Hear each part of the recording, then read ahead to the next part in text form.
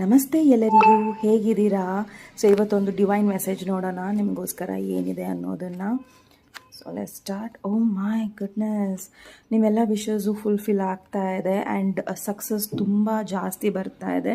And it's a card of 7.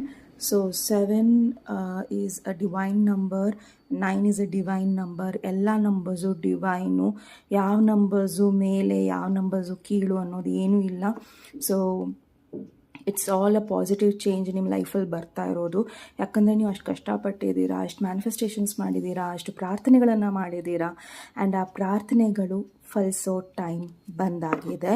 And just ನಿಮ್ಮ ಪರ್ಸ್ಪೆಕ್ಟಿವ್ನ change ಮಾಡ್ಕೊಳ್ಳಿ. ಅಂದರೆ ನಿಮ್ಮ ಜೀವನದಲ್ಲಿ ಏನೆಲ್ಲ ನಿಮಗೆ ಸರಿ ಅನಿಸುತ್ತೋ ಅಥವಾ ಸರಿ ಇಲ್ಲ ಅನಿಸುತ್ತೋ ಅದನ್ನು ಸರಿಪಡಿಸೋದಕ್ಕೆ ನೀವು ಯಾವ ಪ್ರಯತ್ನ ಮಾಡ್ತಾ ಇದ್ದೀರಾ ಅನ್ನೋದು ತುಂಬ ಇಂಪಾರ್ಟೆಂಟ್ ಆಗುತ್ತೆ. ನಿಮಗೆ ಗೊತ್ತು ಸರಿ ಇದೆ ಅಥವಾ ಸರಿ ಇಲ್ಲ ಅಂತ ಅದಕ್ಕೋಸ್ಕರ ನೀವೇನು ಮಾಡೋದಿಲ್ಲ ಅಂದರೆ ನೀವು ಅಲ್ಲಿ ಏನೂ ಆ್ಯಕ್ಷನ್ಸ್ನ ತೊಗೊತಾ ಇಲ್ಲ ಅಂತ ಅರ್ಥ. ಖಂಡಿತ ನಿಮ್ಮ ಲೈಫಲ್ಲಿ ಎಲ್ಲವೂ ಸಕ್ಸಸ್ ಬರ್ತಾ ಇದೆ. ಏನೋ ಒಂದು ಸತ್ಯ ಹೊರಗೆ ಬರುತ್ತೆ ಅಥವಾ ಕ್ಲಾರಿಟಿ ನಿಮಗೆ ಸಿಗುತ್ತೆ. ಸೊ ಅಲ್ಲಿಂದ ನಿಮ್ಮ ಲೈಫಲ್ಲಿ ಒಂದು ಟರ್ನಿಂಗ್ ಪಾಯಿಂಟ್ ಬರುತ್ತೆ. ಸೊ ಅಲ್ಲಿಂದ ನಿಮ್ಮ ಲೈಫು ತುಂಬಾ ಒಂದು ರಾಕೆಟ್ ಸ್ಪೀಡಲ್ಲಿ ಚೆನ್ನಾಗಿ ಓಡುತ್ತೆ. ಸೊ ದಯವಿಟ್ಟು ನಿಮಗೆ ಏನೆಲ್ಲ ದೇವ್ರು ತೋರಿಸ್ಕೊಡ್ತಾನೋ ಅಥವಾ ನಿಮಗೆ ಒಳ್ಳೆ ದಾರಿನ, ಕಷ್ಟಪಡೋ ದಾರಿ ಇರ್ಬೋದು ಬಟ್ ಒಳ್ಳೆ ದಾರಿನ ತೋರಿಸ್ಕೊಡ್ತಾನೋ ಅದ್ರ ಮೇಲೆ ನಡೀರಿ.